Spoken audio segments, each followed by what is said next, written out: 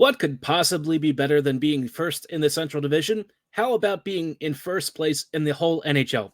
The Winnipeg Jets find themselves atop the mountain. For how long? Who knows? But drink it in, folks. The Jets are finally back. We'll dive into all of that on tonight's episode of Locked On Winnipeg Jets. You're Locked On the Hockey Jets, your daily podcast on the Winnipeg Jets. Part of the Locked On Podcast Network, your team every day.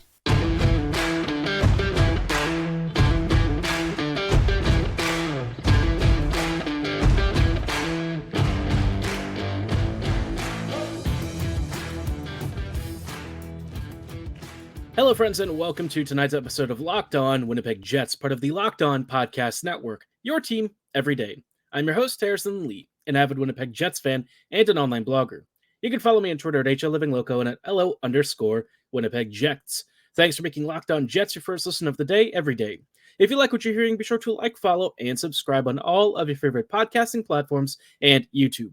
Doing so, of course, is always free of charge and ensures you never miss another episode. Most of all, though, we just love and appreciate your support.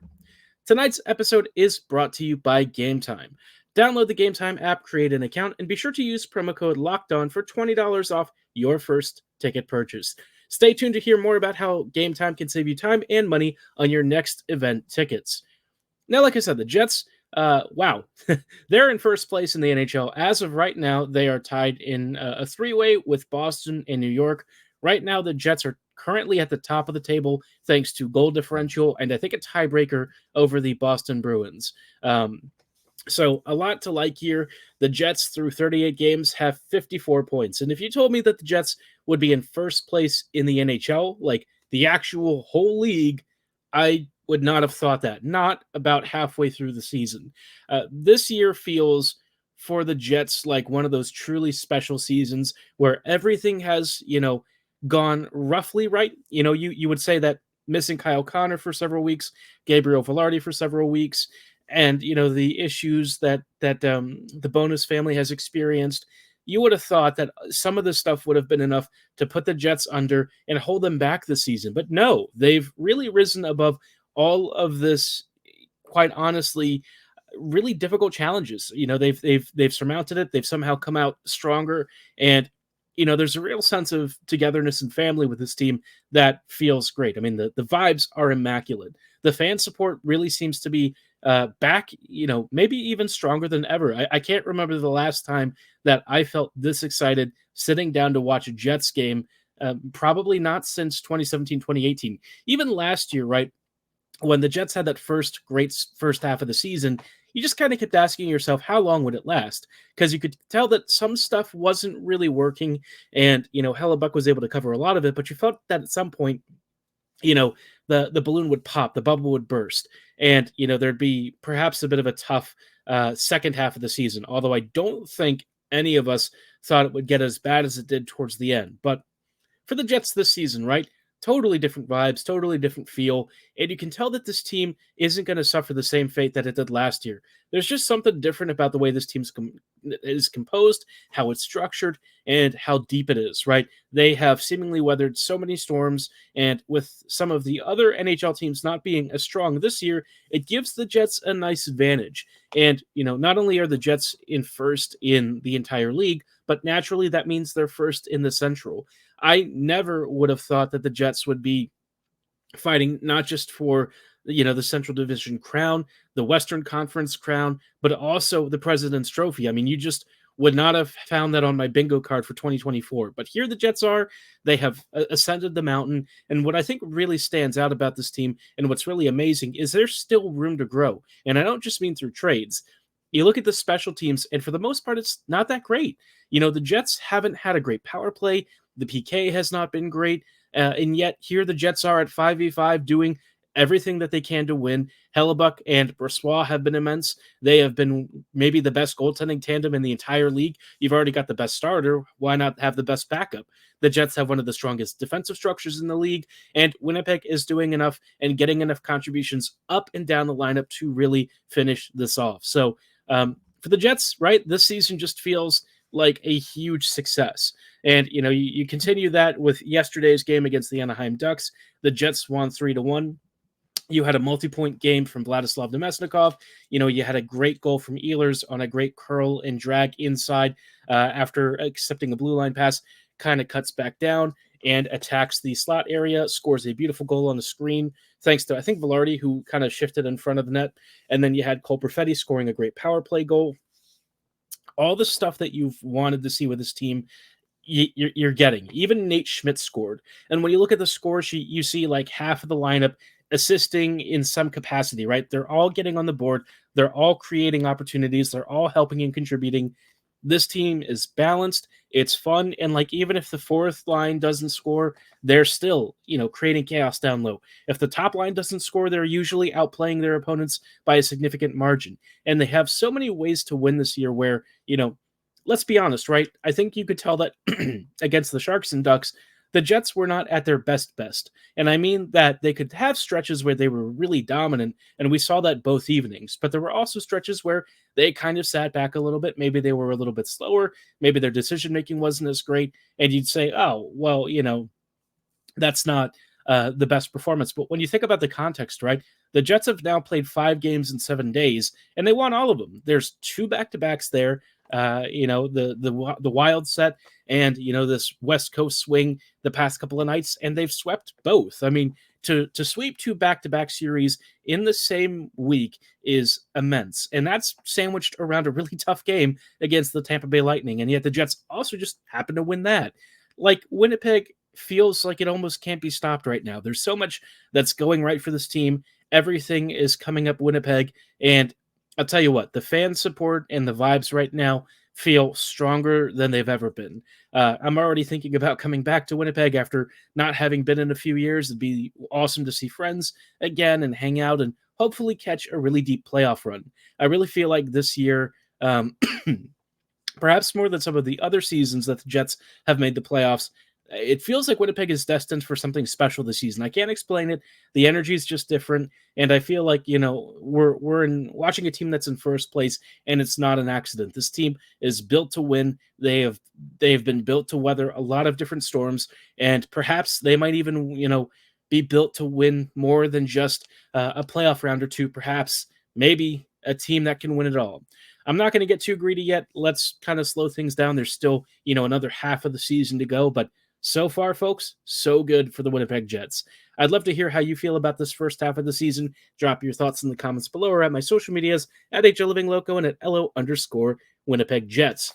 Now, I've really, sung the praises of the Jets, but I still think that there's a couple of things that we need. Maybe stuff that can just push this team over the edge, right? Something that locks this team down. But also, it's been harder and harder to figure out what the Jets actually need because a lot of guys have really stepped up in ways that I think I was not expecting. We'll talk about all of that and what the Jets list of needs really is in just a little bit. Before we go any further, though, I do want to shout out our friends and partners at FanDuel. The NFL season is wrapping up, but there's still time to get in on the action with FanDuel, America's #1 sportsbook. Right now, new customers can get $150 in bonus bets guaranteed when you place a $5 bet. That's $150 in bonus bets, win or lose. For you Vikings fans, maybe you have perhaps bet a few too many times on Vikings victories, or, well, some of you might already be well-versed in Vikings failures, but you know what? This season could be different. There's still a very slim chance, as far as I know, for them to perhaps get in the playoffs. And maybe you want to put down a casual $5 bet. But you know what? Even if they don't make it, you can still win big with a guaranteed $150 in bonus bets when you place that $5 bet. You can use it on everything from live same-game parlays to new bets under their Explorer tab to, going over to the Parlay Hub and finding the most popular parlays around. So go to FanDuel.com/lockedon and make your first bet a layup. FanDuel, official partner of the NFL.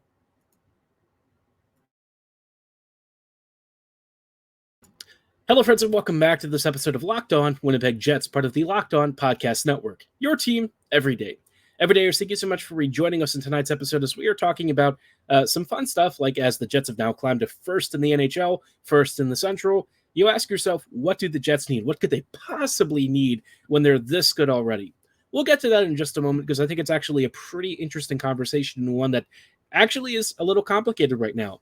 Before we go any further, though, I wanted to let you know about something really cool the Locked On Network has going. We have launched the first ever national sports 24/7 streaming channel on YouTube. Locked On Sports Today is here for you 24/7, covering the top sports stories of the day with our local experts and our national shows covering every league. Go to Locked On Sports Today on YouTube and subscribe to the first ever national sports 24/7 streaming channel. Now, like I just said, the Jets are in an amazing position, probably better than this team has ever really been. You feel that this team is destined for greatness. So you ask yourself, if the Jets are this good, what could they possibly need?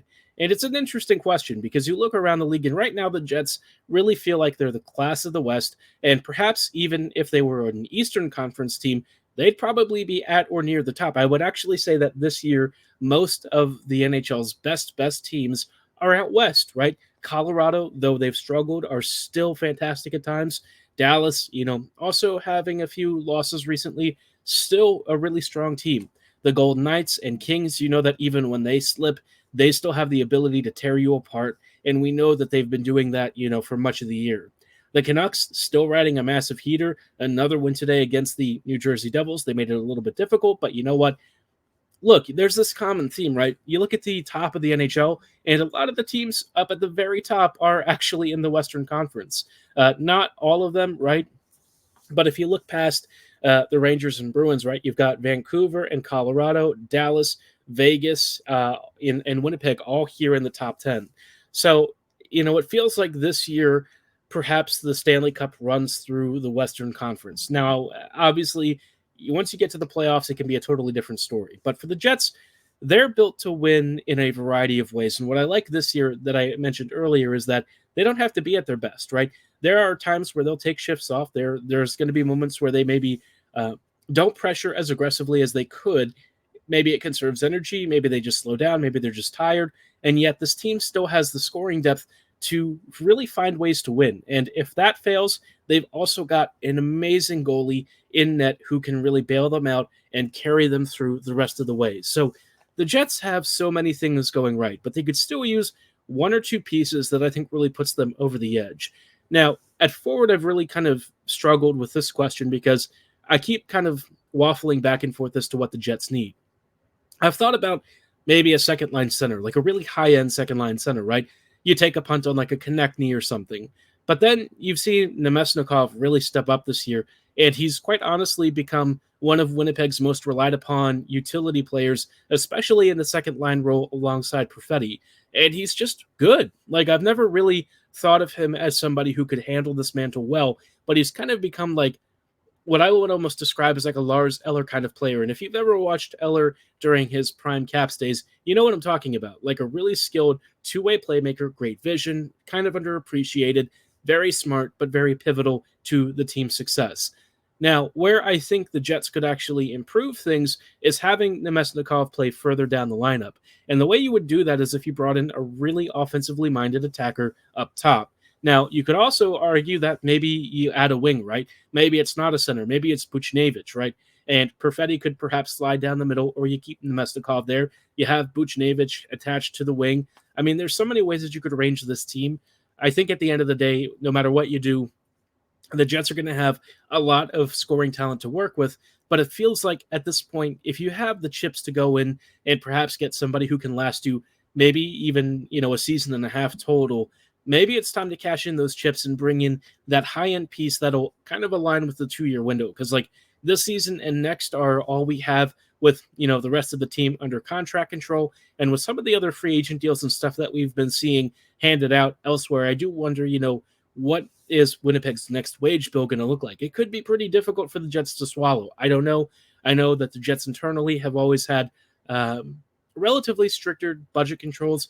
They've tried to be a cap team in the past, and sometimes it's really worked. Sometimes it's been a little bit more complicated. But overall, right, a top 6 forward, I think, would be a blessing. I don't know if they have to have it necessarily, but I think it would be the kind of thing that takes the Jets to the next level and makes them almost unbeatable. And I say all of this, we don't even have Kyle Connor back yet, which is pretty nuts to think about. So a lot for the Jets to consider there. I've also thought about perhaps trying to upgrade the right side on the defense, but with Nate Schmidt playing as well as he has recently since his last benching, it is a tough question, right? How would you even, communicate that he needs to sit or be traded. I feel like it'd be hard for the room to accept, and I think in a lot of ways, the stuff that I wanted to improve with him in particular, he's doing well already. So, if you were to add like a Sean Walker or something, I could see that really being a nice upgrade for the Jets back end. But, by the same token, Schmidt has handled things better than I ever expected. He's been great. He's looked more like the Washington Capitals defender that I expected to see. And defensively, he's been rock solid. So, yeah, it's tough. I think a lot of things internally could be improved, like special teams. That would probably be my biggest wish list. And the Jets don't even have to trade for anyone to fix that. The power play could make some tactical adjustments. We've seen the power play in the past couple of games actually score, which is great. You simplify the approach.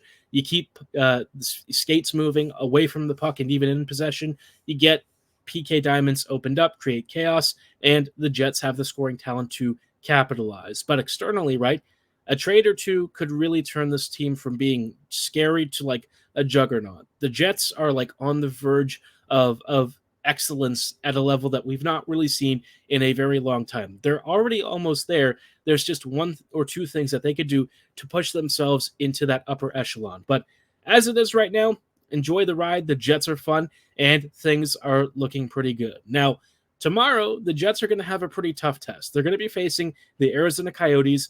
Actually, as of right now, it is technically tomorrow. It is Sunday, so I guess we'll say this evening you'll see a pretty difficult game. We'll dive into why the Yotes are a really pesky team and how the Jets can ultimately come away with yet another road victory. Before we go any further, though, did want to shout out our friends and partners at Gametime. When it comes to buying tickets, a lot of you have probably had, your fair share of troubles, whether it's ticket fees, reseller prices, all that fun stuff. Gametime knows the struggle, and they want to make things as easy as possible. They offer last-minute deals, flash sales, and best of all, if you actually buy a ticket or even if you don't, you can see views from the seat that you're looking at, which is great. You don't want to pay like $500 or $600 for a ticket that is blocked, right? You don't want to have like a giant pillar in your face obscuring your view of whatever game or concert or event you're at. Gametime wants to take away all that guesswork and make things as easy as possible. And best of all, they come back with a lowest price guarantee, event cancellation protection, and so much more. I actually just kind of looked for Ravens tickets through Gametime and found some really great deals, and I know you will too. So take the guesswork out of buying tickets with Gametime. Download the Gametime app, create an account, and use code LOCKEDON for $20 off your first purchase. Terms apply. Again, that is promo code LOCK EDON for $20 off your first purchase when you create a new account. Download Gametime today. Last minute tickets, lowest price guaranteed. Hello, friends, and welcome back to these closing thoughts in tonight's episode of Locked On Winnipeg Jets, part of the Locked On Podcast Network. Your team every day. Everydayers, thank you so much for rejoining us on these closing thoughts as we prepare to check out a game later this evening. The Jets are going to be facing off against the Arizona Coyotes, and the Yotes this year, I think, have surprised a lot of people. They've certainly caught me off guard because I wasn't really expecting Arizona to be particularly relevant this season. No disrespect to the Yotes, but let's be real. Arizona has not been a team that's traditionally been much of a playoff threat. And right now, they've kind of fallen a little bit back in the wild card race. I do think that if you're in the Western Conference, I would assume that both wildcards are most likely to go to the Central Division. There's a chance that maybe like the Kraken or Oilers could sneak in, but I really feel like the Central this year has so many strong teams and enough quality that, there's a good chance at the end of the day that a team like, Arizona might sneak in and get the second wild card, because it feels pretty certain that someone like Nashville will get the first one unless the Kraken, aren't able to sustain it. Maybe the Oilers pick it up, but the Yotes kind of hang around in this whole race. They're only a few points back of Nashville. They've had a very successful season relative to, expectations. They're a few games above 500. And every time the Jets have played them, it's been a bit of a tough game. They're not an easy squad. They've pulled off some really big comeback victories recently, one of which was against the Colorado Avalanche. They really embarrassed Colorado. And, the Jets I think are going to have a tougher time, especially having played a lot of games recently. I don't think the Jets are expecting a loss here, but like you look at this team, there's some interesting stuff going on, right? At the top line, you've got Keller, Kerfoot, and Schmaltz together, which is actually a pretty underrated trio. I am surprised to see that Kerfoot has moved all the way up to the first line. Traditionally, he's kind of been like a middle six guy, but hey, you know what? Given their center depth, maybe it makes sense. The second line looks to be so far Cooley, Bugstad, and Krause. Krause continues to be an absolute bully for goals. That guy, he used to be kind of the butt of the joke when he was drafted because he was never really a player who looked to be the part of such a high pick, but he's actually rounded out his game. He's become really effective, and in a lot of ways, he's kind of become one of the most underrated Yotes out there. He's really skilled, and he has a very hard-nosed game that seemingly fits the way they want to play. And of course, Cooley continues to develop their top draft pick in one of their most talented young scorers who at some point is going to be really scary as he continues to grow and develop. Then on the third line, you've got Michelli, McBain, and Dylan Genther, who just got called up. Genther, another elite player in terms of like prospect talent, who is likely to have a really long NHL career. Lambert knows him well. They were teammates. So at some point, it'd be fun to see them play together. And Michelli himself, also a very impressive young player recently who, has kind of been in and out of Calder conversations before. But, not this year, obviously. But last year, I think, a lot of folks were kind of keeping an eye on him. Michelli has really sort of rounded out into a great two-way attacker. And for this Yotes team that's lacking a lot of elite punch, it's pretty nice to see him doing well. The fourth line is where things kind of fall off a little bit. You've got O'Brien, Carcone, and Stetcher. Now, if you are wondering how there's a defender on the wing, well, apparently Stetcher's being played out wide, so that's a thing that's happening. I did not realize that they have gotten to this point with their forward depth, but hey, maybe it's actually working. I know we've joked about Neil Pionk maybe playing as a right wing at some point, but I don't know that I would ever actually do that. On defense, you've got Moser, Dursey, Dermott, Dumba, Valimaki, and Kesselring. This is not exactly the most skilled blue line, if we're being honest, in terms of defensive reliability, but in terms of offensive potential, there's a good deal to like here if you're a Yotes fan. Dursey and Moser have been very dangerous together. Valimaki, of course, is still very talented. And like Dermott and Dumba can probably chip in some secondary scoring, not a lot, but enough to be a bit of a pest for the Jets. And of course, in net, Vejmelka and Ingram have both at times been fantastic. Ingram is kind of like a shadow Vezina candidate. He's not my favorite at all in terms of the race for the trophy. Obviously, I'm rooting for Hellebuck, and I think he deserves it more. But Ingram would be certainly somebody that I could see getting some finalist consideration. So the Yotes, they're a tough team. And with the Jets, perhaps being a little bit fatigued from lots of games recently, I wouldn't be shocked if they maybe get a little bit tired and slow down. But by the same token, this Jets team has found ways to win when they're tired, when they're injured, when they're healthy, when they're rested. It doesn't seem to matter. They just make it work. So I think the Jets maybe even win this in overtime, either overtime or a shootout, I could see being the thing. I'm really hoping for 2 more points. Winnipeg has, really solidified that they are one of the true great threats of the league and very much a burgeoning Stanley Cup contender. Give me your score predictions in the comments below or at my social medias at HLLivingLoco and at LO_Winnipeg Jets. We'll have a summary of this game and more on tomorrow's episode, so be sure to like, follow, and subscribe. But for tonight's episode, that is going to be all the time that we have. Thanks so much for making Locked On Jets your first listen of the day every day. We'll see you back here tomorrow for more Jets action, so don't go anywhere. Have a great night, and go Jets go.